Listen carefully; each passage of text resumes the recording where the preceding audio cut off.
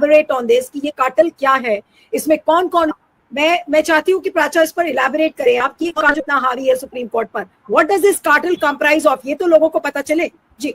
Cartel का काम, जैसे देवासायम साहब ने वैसे सही एक एग्जांपल दिया था, वो जो प्रोफेसर साहब का दे रहे थे हरियाणा के, उनका पॉइंट ये है कि सुप्रीम कोर्ट नहीं जाना चाहिए, मेरा भी पॉइंट यही है। और अभिषेक मनु सिंघवी साहब का इस पिटीशन को फाइल करने से पहले मैंने इंटरव्यू देखा था, उन्होंने भी यही कहा था कि कूद के सुप्रीम कोर्ट नहीं जाना चाहिए। सुप्रीम कोर्ट स्वयं, कई सुप्रीम कोर्ट के जजेस तो ये ओपनली बोल चुके हैं, मतलब not in their judgments but वैसे कि हम लोग ऑपोजिशन का काम नहीं कर सकते, ये साफ साफ कई सीनियर सुप्रीम कोर्ट के जजेस ने ऑब्जर्वेशंस की।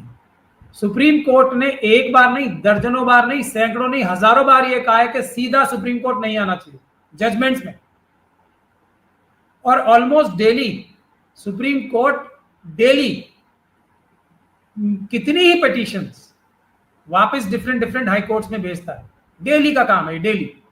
तो कार्टेलाइजेशन के बारे में मैं अगर आपको बताऊं, देवासायम साहब आजकल बेंगलोर में रह रहे हैं, लेकिन वो भी दिल्ली के बारे में अनभिज्ञ तो नहीं है, लेकिन मुझे यहाँ रहने की वजह से थोड़ा ज्यादा रहता है। कार्टेल का मतलब क्या होता है? कार्टेल किसी को दबाव में लेने के लिए नहीं होता। कार्टेल चीजों को कंड्यूसिव बनाता है। जैसे एक कॉन्सेप्ट होता है ना, ये टेंडर्स में, टेंडर माफिया, आपको पता है क्या होता है? टेंडर माफिया ये होता है कि अगर 10 पार्टीज हैं जिन्हें टेंडर करना है, तो आपस में 10 के 10 बात कर लेंगे कि तुम इतना ले लेना, एक पार्टी टेंडर छुड़ा लेगी और बाकी उसमें से प्रॉफिट बांट लेंगे, और टेंडर अगर 1 रुपए का होगा तो उसको 100 रुपए का कर देती है एक पार्टी। ये होता है कार्टेलाइजेशन टेंडर्स का। तो मैं ये आपके दर्शकों को समझाने के लिए ये इसीलिए बोल रहा हूं बात कि कमोबेश वैसा ही कुछ हो रहा है, देखने के लिए कॉम्पिटिटिव पॉलिटिकल पार्टी। प्राचा, मैं चाहती हूं आप जो हिंदी में जो लोग समझते हैं कॉन्वर्सेशन को, जब हम कार्टेल शब्द का इस्तेमाल करते हैं तो हम क्या कहें? क्या एक ऐसा गिरोह है, चोरों का गिरोह जो हावी है सुप्रीम कोर्ट पर? क्या हम ये कहेंगे कि एक ऐसा माफिया है जो सुप्रीम कोर्ट पर हावी है? देखिए, गिरोह सिर्फ चोरों का ही नहीं होता, शरीफ लोगों का भी गिरोह होता है। समझने की बात है, गिरोह तो गिरोह होता है, चोरों का भी होता है, शरीफों का भी होता है, ऐसे लोगों का भी होता है जो नूरा कुश्ती कर रहे होते हैं जनता को बेवकूफ बनाने के लिए, सब लोगों को बेवकूफ बना के आपस में सेटिंग करके आपस में माल बांटने की। मैंने इसीलिए एग्जांपल, सबसे सटीक एग्जांपल दिया था आपको। टेंडर में क्या होता है?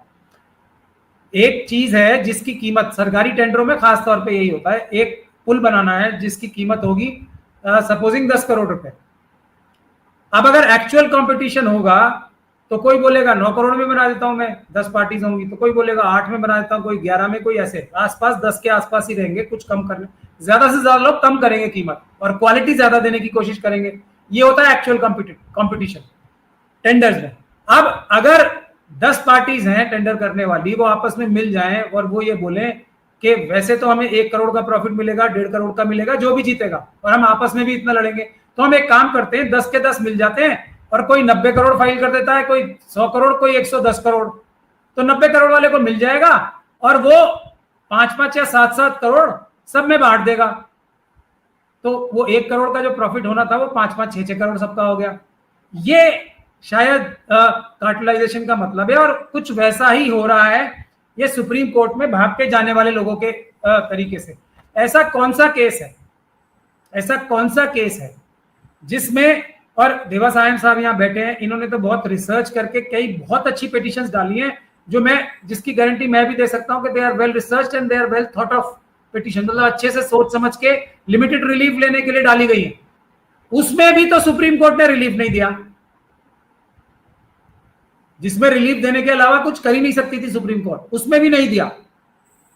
अब ये लोग जा रहे हैं चांद मांगने, तारे मांगने, कि चुनाव आयोग जो एक कॉन्स्टिट्यूशनल बॉडी है वो अपना काम ठीक से नहीं कर रही, यही तो केस लेके जाते हैं ये। तो आप कृपया करके उनको ठीक काम करने के लिए बोलें कि वो आगे आने वाले समय में गलत काम ना करें कोई, ये कहने जाते हैं। सारी पिटीशन यही है, और सारी पिटीशन ये हारे हैं। कौन सी ये पिटीशन ऐसी है जो जीते हैं? तो क्या इससे ऐसा नहीं लग रहा कि कार्टलाइजेशन हो रही है, मोदी जी और अमित शाह जी मिलकर पूरे देश को लूट रहे हैं, और वो जो दूसरे कॉम्पिटिटर्स हैं देश की जनता की हिफाजत करने के लिए, उनको ईमानदार सरकार देने के लिए उन्होंने हाथ मिला लिए हैं सबसे, और उसमें सिविल सोसाइटी के भी एक बड़ा ग्रुप और प्रोमिनेंट ग्रुप शामिल हो गए। ऐसा कहने में अब कोई मतलब ढकी छुपी बात रह नहीं गई है, क्योंकि ये एक और एग्जाम्पल है। और इसमें शायद देवासायन साहब ने वो ऑर्डर नहीं देखा होगा, मैंने तो वो ऑर्डर निकाल लिया है। लास्ट पैराग्राफ में आपको पढ़ के सुनाऊंगा तो आप सबके नीचे से पैरों के नीचे से जमीन निकल जाएगी। ये पैराग्राफ ये है, मैं पढ़ रहा हूं। The petitioners are not pressing any interim stay at this stage. मतलब हमें स्टे चाहिए ही नहीं। ये कौन कह रहा है? किसकी पिटीशन है? ये किसके पिटीशन में लिखा हुआ है? Can we have the name of the person please? मैं नेम ऑफ द पर्सन क्या, नेम्स ऑफ द पर्सन है। ये शुरुआत होती है association for democratic reforms and others की पिटीशन है, जो सबसे पहले सबसे जल्दी, अब अभिषेक मनु सिंघवी साहब तो कूद का शब्द प्रयोग कर रहे हैं, मैं तो वो शब्द प्रयोग नहीं करूंगा, सबसे जल्दी गए थे। उसके बाद आप सब लोगों को पता है कौन सा ऐसा जो हमारे माहिनास या सबसे बड़े टॉप लोग हैं जो नहीं गए। कांग्रेस पार्टी ले लीजिए आप, तृणमूल कांग्रेस की एक सांसद साहिबा हैं महुआ मित्रा, इन सब, ये सब लोग देखिए आप कितने बड़े बड़े लोग, बड़ी बड़ी पॉलिटिकल पार्टीज चली गई, सब चले गए। नहीं तो राजा, क्या इन सबके पिटिशंस में ये लिखा हुआ है that we do not want a stay on SIR? Have they written that? मैं आपको पढ़ के बता रहा हूँ ना, मेरी बात क्यों मान रही हैं आप? पिटिशनर्स यानी कि ये एडीआर से लेके कांग्रेस से लेके जितने भी बड़े बड़े लोग हैं, सारे जितने भी बड़े बड़े लोग हैं जो सब, और अगर वकीलों के नाम देखेंगे तो उंगलियों मतलब दांतों के नीचे उंगलियां दबा लेंगे आप। कोई ऐसा, इतनी, अगर इस 3 पेज का ऑर्डर है तो 5 पेज की तो हाजिरी लगी हुई है वकीलों की। मतलब कोई ऐसा व्यक्ति नहीं बचा जिसको ये छोड़ना है पेश होने से। इसमें ये देखिए who's who वकीलों का,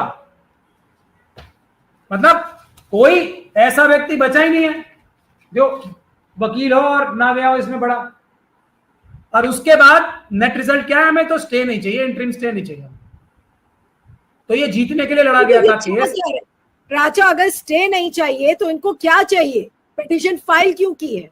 क्या चाहिए? क्या, what is the basic premise of the petition? What are they asking? वो जो चाहते थे वो तो मिल ही गया ना। हर अखबार की फ्रंट पेज की न्यूज थी election petition, big victory of election commission, supreme court refuse to stay SIR। यही तो चाहते थे वो। अब ये सब लोगों को नहीं बताएंगे आके, जो ये प्रेस में स्टेटमेंट्स देते हैं कि हमने खुद ही कंसीड किया केस, हमने इंटरिम स्टे मांगा ही नहीं, ये नहीं बताएंगे आके। तो इससे बड़ी नूरा कुश्ती कोई हो सकती है कि अब आपकी, मैं जनता के ऊपर छोड़ रहा हूं। अब जनता की क्या हालत थी, अब देखिए आप, साजिश देखिए, कार्टलाइजेशन क्या है, ये साजिश समझिए आप। 9 तारीख को जनता ने इतना बड़ा बिहार बंद किया, चुनाव आयोग, बीजेपी, RSS एकदम उनके पास अब एक ही होप थी जिसमें उन्हें सक्सेस होना था। और अगर ये स्टे में मदद जो की गई है वो तो और भी ज्यादा खुल के ही हो गई मदद। उनको एक ही रास्ता बचा था कि सुप्रीम कोर्ट कल स्टे ना दे। 9 तारीख को इतना बड़ा बिहार बंद हुआ था, पूरी बिहार की जनता अपनी नागरिकता बचाने के लिए, वोट नहीं, नागरिकता बचाने के लिए, डिटेंशन सेंटर्स में जाने से बचने के लिए पूरी बिहार की जनता सड़कों पे आ गई थी। अब इलेक्शन पिटीशन कमीशन के पास, RSS के पास, बीजेपी के पास, मोदी जी के पास कोई रास्ता नहीं बचा था कि ये SIR जो है इसको विड्रॉ कर लेते। 100% ये विड्रॉ हो जाता। अगले दिन सुप्रीम कोर्ट का फैसला आ गया। अब फैसले में ये तो नहीं बताया था कि हम लोगों ने खुद ही, जो हमारे चैंपियंस हैं उन्होंने खुद ही बोल दिया कि हमें स्टे नहीं चाहिए। तो यही तो चुनाव आयोग को चाहिए था कि स्टे ना हो, और वो बताएं कि हमारी प्रक्रिया ठीक है, और जो हम कह रहे हैं ठीक कह रहे हैं, और जो जितने लोग विपक्ष के बोल रहे हैं वो सब झूठे हैं, जनता झूठी है, सब झूठे हैं, हम सच्चे हैं। वो इन्होंने जाके प्लेटर पे रख के दे दिया। ये है था इस पिटीशन का जो नेट रिजल्ट आया है। अब आप इसमें कुछ भी ढूंढते रहो कि हमने बड़ी अच्छी बहस की, हम जाके क्रिटिसाइज करने लगे सुप्रीम कोर्ट के जजेस तो मैं एग्री नहीं करता हूं। सुप्रीम कोर्ट के जजेस ने इन्हें इन्विटेशन दी थी कि आप आओ पिटिशन डालो, इनविटेशन दी थी। अब देवासायम साहब एकदम 100% सही बात कह रहे हैं।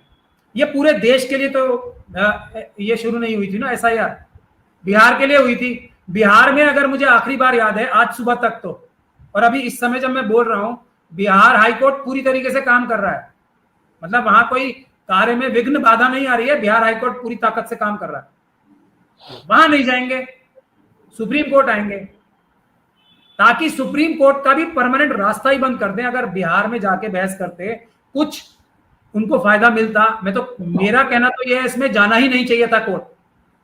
ये जनता की लड़ाई थी, देवासायम साहब ने जैसे कहा, और जनता जीत रही थी। अगर 9 के बाद 10, 10 के बाद 11, 12 के बाद 13 अगर बिहार बंद होता, मैं ये गारंटी के साथ कह रहा हूं हफ्ते के अंदर ये विड्रॉ होती और कानूनी ढंग से चुनाव होते। जो अब गैर कानूनी ढंग से होंगे, इसकी कोई ऑथेंटिसिटी इस किताब में लिखी नहीं।